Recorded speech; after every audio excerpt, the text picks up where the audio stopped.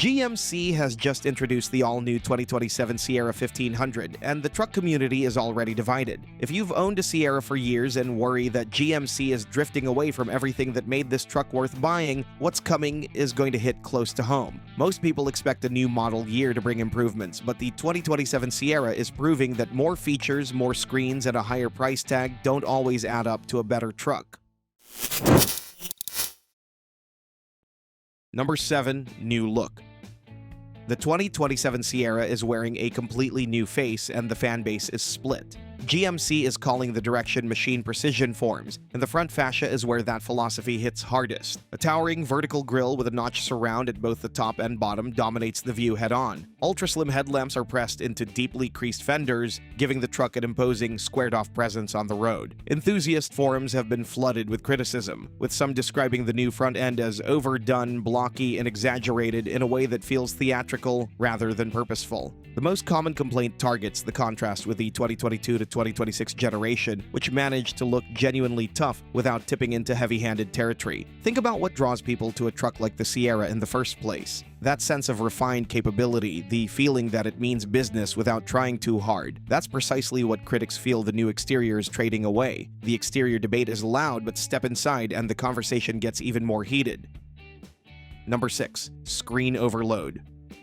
The interior of the 2027 Sierra is going through an equally dramatic transformation. Upper trims are going to be carrying over 60 inches of combined screen real estate, anchored by a 16.3-inch central infotainment display and a 12.2-inch driver information center. Tech-forward buyers will likely appreciate the ambition. Traditional truck owners, however, are pushing back hard. Anyone who has ever tried adjusting the cabin temperature while navigating a bumpy dirt road in heavy work gloves knows exactly how that situation plays out. You reach for a knob that isn't there anymore, and instead you're hunting through a touchscreen submenu while the truck bounces beneath you. Physical controls allow for muscle memory adjustments built over years of ownership. When those controls disappear into digital layers, every simple cabin task becomes a screen interaction that costs attention working drivers simply can't spare. There's a longer-term anxiety at play too. Truck buyers tend to hold onto their vehicles for a decade or more, and the idea of a software glitch locking out basic cabin functions years down the road is a real concern. By replacing a traditional dashboard with a wall of glass, GMC is making a significant bet on software reliability, and that's a bet not everyone is comfortable placing.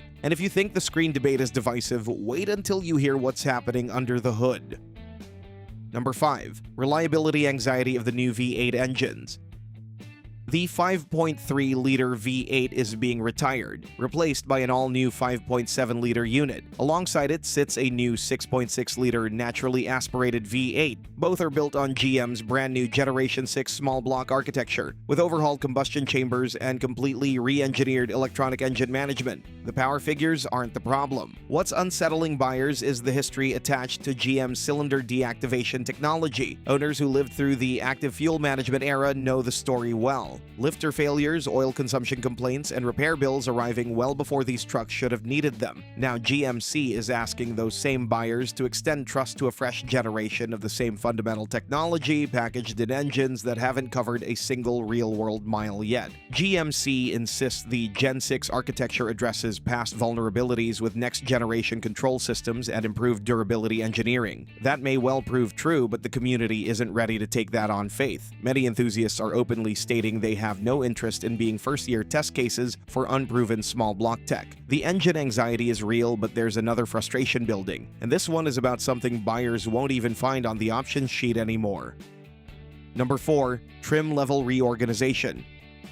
The 2027 Sierra is going to arrive with a 6-trim structure: Pro, Elevation, AT4, Denali AT4X, and Denali Ultimate. That sounds like a complete lineup until you notice what's missing. The SLE and the SLT, two designations that have defined the Sierra brand for decades, are gone entirely. For the fleet manager who needs a capable Sierra without paying for off-road suspension he'll never use, or the family buyer who wants leather seats and a solid engine without being upsold into a luxury package, the SLE and SLT were exactly the right answer. They offered flexibility the new 6-trim walk simply doesn't replicate. With those options removed, buyers are now facing a compressed choice, either the utility-focused Pro trim or a significant budget jump into the Elevation and above. Critics are reading this as a deliberate move to improve per-unit margins by eliminating the most customizable, lowest-margin configurations. Speaking of things that feel like too much, the next change on this list has plenty of buyers genuinely unsettled. Number 3. Center Screen Mechanical System. The 16.3-inch center display isn't just large, it moves.